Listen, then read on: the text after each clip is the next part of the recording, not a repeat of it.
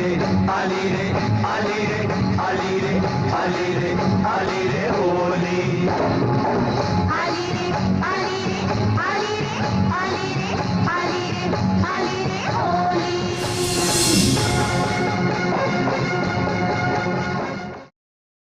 तो इस देश में हिंदू मजे से ईद की मीठी सवैयां खाते रहे हैं, उनके साथ रोजा इफ्तार भी करते रहे हैं और मुस्लिम होली की गुजिया खूब चखते रहे हैं।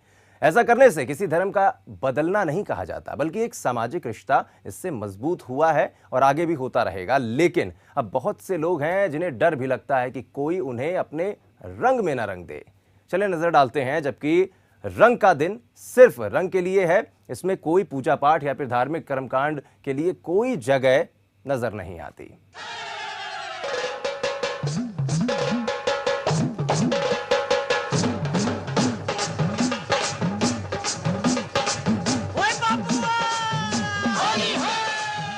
होली एक तरफ रंग है, खुशी है, उमंग है, तो दूसरी तरफ बुराइयों को जलाकर भस्म कर देने की एक रस्म भी। ये संस्कृति भी है, परंपरा भी और इतिहास भी। जिसे आम और खास जानता है कि हिरण्यकश्यप की बहन होलिका को वरदान प्राप्त था कि वो आग में भस्म नहीं हो सकती। हिरण्यकश्यप की बहन होलिका भक्त प्रहलाद को गोद में लेकर आग में बैठ गई। लेकिन इस बार ईश्वर कृपा के आगे उसका वरदान फेल हो गया और प्रहलाद बाल बाल बच गए। प्रहलाद का मतलब होता है आनंद और उल्लास। हम हर साल बैर और उत्पीड़न की प्रतीक होलिका को जलाते हैं, लेकिन इस तपन और जलन के बीच भी प्रेम और उल्लास का तत्व जीवित रहता है। बसंत का महीना, इसी महीने में इसी पर्व पर गोपियों के साथ योगीराज कृष्ण और ग्वालों का होली खेलना भी एक परंपरा है। यही पर्व एक दिन के लिए सीमाओं को तोड़ने का पर्व बन जाता है, ताकि साल भर अनुशासन कायम रह सके। ये त्योहार समाज के सुख से भी जुड़ा है। आज भी महिलाएं इसे घर की सुख समृद्धि के लिए मनाती हैं और पूर्ण चंद्र की पूजा करती हैं। ये बसंत का ही मौसम है, जब अन्न खेतों में अधपका होता है। तब अधपके इस अन्न को आग में भूनकर इसे सब लोगों में बांटा जाता है। इसे होला कहते हैं। वैदिक लोग इसे यज्ञ की अग्नि में भूनते थे, जिसे नवात्रैष्ट यज्ञ कहा जाता था। अगला दिन धूलिवंदन का होता है। लोग रंगों से खेलते हैं। सुबह होते ही सब अपने मित्रों और रिश्तेदारों से मिलने निकल पड़ते हैं। गुलाल और रंगों से सबका स्वागत होता है। लोग आपसी मनमुटाव की भावना भुलाकर एक दूसरे को रंग लगाते हैं। सारा समाज होली के रंग में रंग कर एक सा बन जाता है।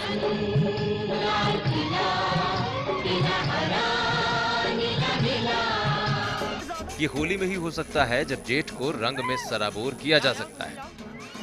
पूरा ब्रज क्षेत्र इसका गवाह बनता है, जहां 15 दिनों तक होली मनाई जाती है।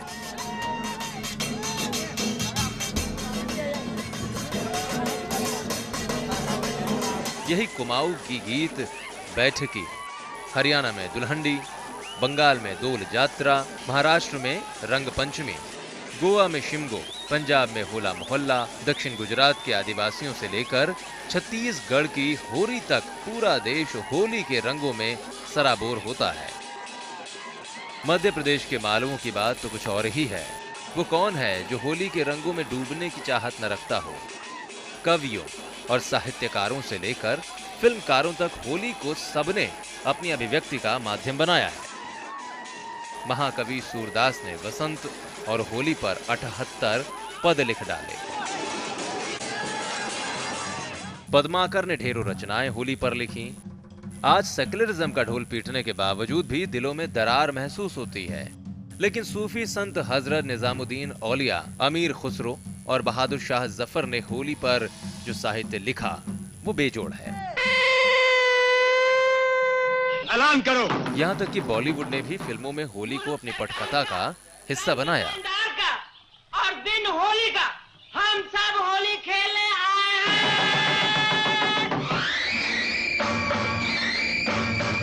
जिसमें शशि कपूर की उत्सव, यश चोपड़ा की सिलसिला, वी शांताराम की झनक झनक पायल बाजे इन फिल्मों में होली के रंगों को नजदीक से देख नहीं महसूस कर सकते हैं।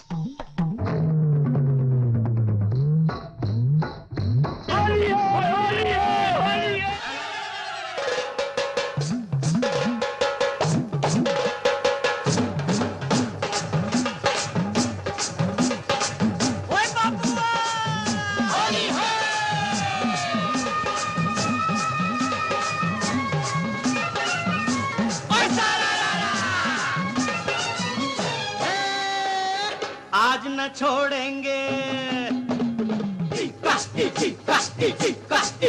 हाँ, आज न छोड़ेंगे बस हम जोली, खेलेंगे हम होली, खेलेंगे। Bureau report, A to Z news. चाहे भीगे,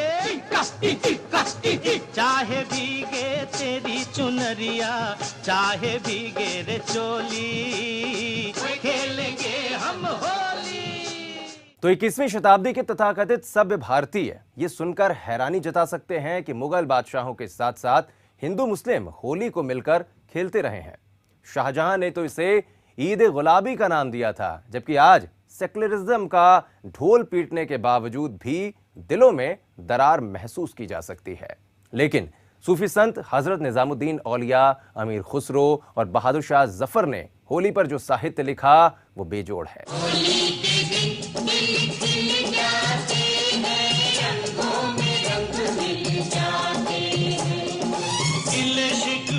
भूल के दोस्तों, दुश्मन भी गले मिल जाते हैं। ये जानकर आपको ताज्जुब हो सकता है कि होली सिर्फ हिंदुओं का त्योहार नहीं रहा।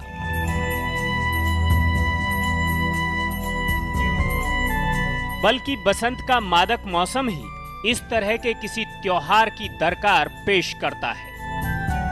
शायद यही वजह रही होगी कि होली खेलने और होली मनाने की दास्तां मुगलिया इतिहास में भी बिखरी पड़ी है।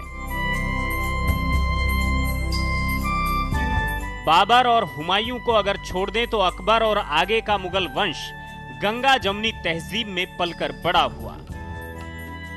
इतिहास के उन पन्नों को शायद ही किसी ने उलटकर देखा हो जिनमें अकबर के साथ उनकी पत्नी के होली खेलने के किस्से खुदे हुए हैं।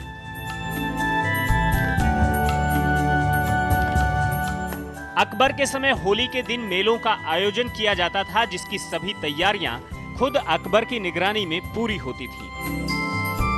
अकबर के महल में सोने चांदी के बड़े बड़े बर्तनों में केवड़े और केसर के साथ टेसू का रंग घोला जाता था और बादशाह अपनी बेगम और हरम की सुंदरियों के साथ होली खेलता था।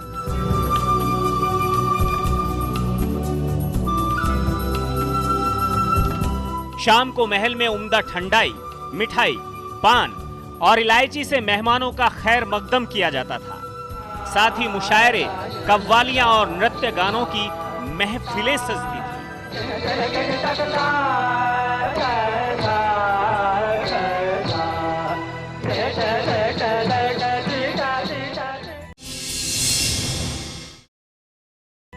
जहांगीर, जो नूरजहां के बारे में कहा करता था, आध शेर सोरवा शेर भर शराब, सारी सल्तनत नूरजहां की खूब हो या खराब। जहांगीर अपनी बेगम के साथ जमकर होली खेलता था। उसने इस बात का जिक्र अपनी किताब तुझ-ए-जहांगीरी में भी किया है। अलवर म्यूजियम में होली खेलने की वो तस्वीर आज भी चस्पा है। इस अवसर पर राज्य के साधारण नागरिक बादशाह पर रंग डालने के अधिकारी होते थे।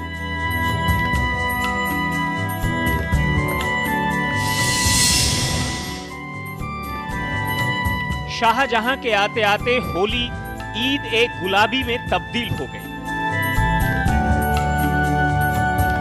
जी हां, इसे यही नाम दिया गया। इसे आबे पाशी यानी रंगों की बौछार भी कहा जाने लगा। रियासतों के राजे महाराजे मिलकर इस दौरान होली मनाते थे, जिसका मकसद आपसी दुश्मनी को भुलाकर भाईचारे की भावना को बढ़ावा देना था।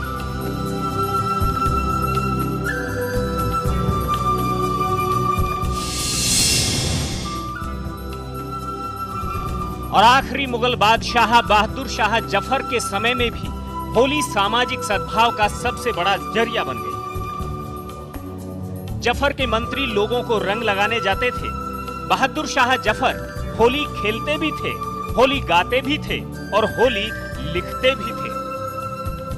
ये वो दौर था जब हिंदू मुस्लिम भाईचारा अपने चरम पर था और यही वजह थी कि मेरठ की फौज ने क्रांति की कमान बूढ़े जफर के हाथों में सौंप दी।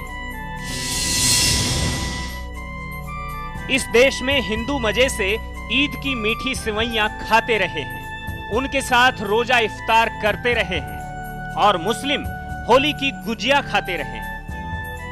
ऐसा करने से किसी का धर्म नहीं बदला, किसी का मजहब तब्दील नहीं हुआ, बल्कि एक मजबूत सामाजिक रिश्ता कायम हुआ।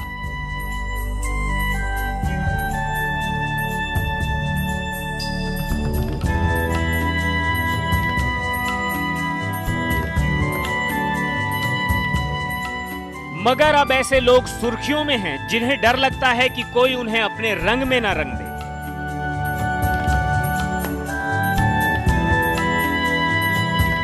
तो ये तो पता नहीं और नहीं कहा जा सकता कि कब चढ़ेगा ये रंग, लेकिन वाकई में रंगों के इस त्योहार की आपको बहुत सारी ढेरों शुभकामनाएं। और इसी बात के साथ लेते हैं आपसे विदा। आप बने रहिए टू जेड न्यूज के साथ, जहां खबरों का सिलसिला लगातार जारी है। आली रे आली रे आली रे आली रे आली रे आली रे होली।